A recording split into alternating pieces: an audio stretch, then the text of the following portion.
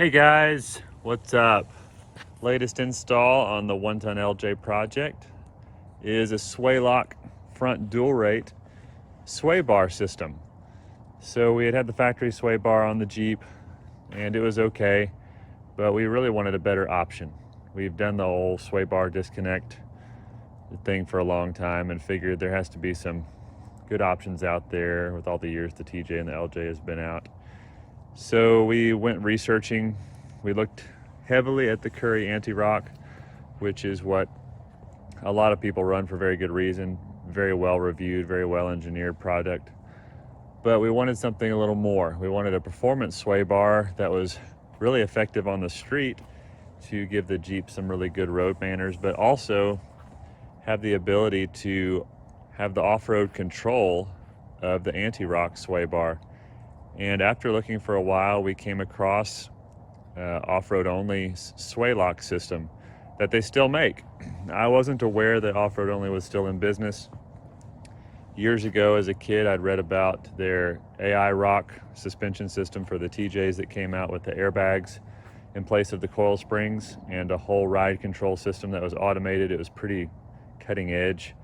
Amazing tech back in the day, and they still produce all those kits as well, and for the JK, I didn't know. But the SwayLOC system they produced for the TJ and LJ, it's either a manual or you can get a air operated remote control version, but it's a true dual rate sway bar.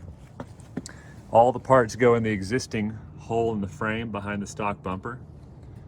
As you can see, very high quality, completely adjustable to meet any kind of suspension height or where the sway bars mount configuration. Very adaptable, very simple. We opted for the manual, trouble-free at this point version of the sway bar. So when you have it in street mode, it has an actually higher resistance performance sway bar compared to the stock sway bar. It actually, I'll show you some short clips of the different flex that we got on the front end, testing it out in the different settings so you can see how much it actually controls the front suspension compared to the stock system.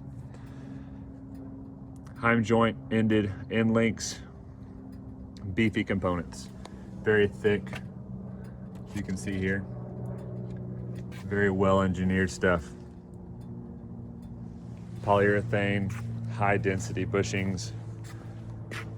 And the way that you adjust the sway bar from the street setting, which it's currently in, is you simply put your finger up on top of here, flip this over, and now you're in the off-road mode, which is a very low resistance but yet controlled sway bar, just like the Curry anti-rock, which provides almost unrestricted articulation. I'll show you here in a bit some clips to show you the differences in height we measured, and it really doesn't affect the flex that much. On the road, the improvement is extremely cool. It's a much firmer sway bar than the factory setup, and it really caused the Jeep to drive and ride in a way that we didn't think was possible, being as high as it was. The stock sway bar was sufficient, but it had a lot of body roll. It drove like a big lifted Jeep, as you can imagine.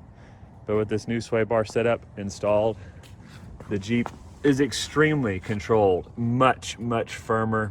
Body roll is almost completely negated. Cornering, very confident coming into corners, very controlled, very impressive. One of the best things, in my dad's opinion, he's done to this Jeep so far as a component that's improved the way the Jeep operates. Very cool upgrade. So now we're going to go into some clips and show you different measurements related to the sway bar settings and comparing the stock system set up with it disconnected and with the stock sway bar connected, so you can see all the different parameters and the differences compared to the off-road only SwayLOC system. Thanks. First of all, we have the Jeep flexed with the stock sway bar connected. We had the stock sway bar set up with some disconnects from BDS that were actually on the 1-ton XJ project. You can see the amount of torsion that the sway bar is being put through. The overall height under the front tire is 27.5 inches. And for direct comparison, now you can already tell from the front of the Jeep how flat the front axle is with the SwayLOC on street setting. This is a much firmer, higher tension sway bar setting on the front end than the stock sway bar. It provides a lot more rigidity and prevents the front end from flexing very much at all. And as you can tell, 23.25 inches under the front means a reduction of over a quarter foot in front wheel travel with the SwayLOC in street mode. This is why the difference is so profound. Driving it around on the highway, on back roads, a much firmer, responsive, tight driving experience. Now with the stock sway bar fully disconnected, which unleashes the full flexibility, articulation of your suspension, you can see that our LJ project is able to put up around 36.25 inches under the front tire, perhaps a little more. Another thing you have to think about with a stock sway bar disconnected is how to tie it up so it doesn't get pulled down and messed up by your tires when you're off-roading.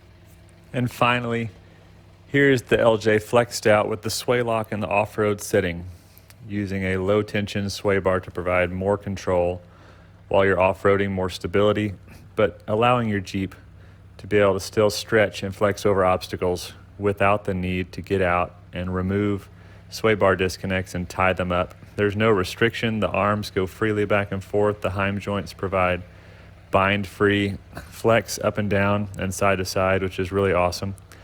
The arms here that go into the bumper we had to actually take off and grind some slots to provide room for the arms to go up and down.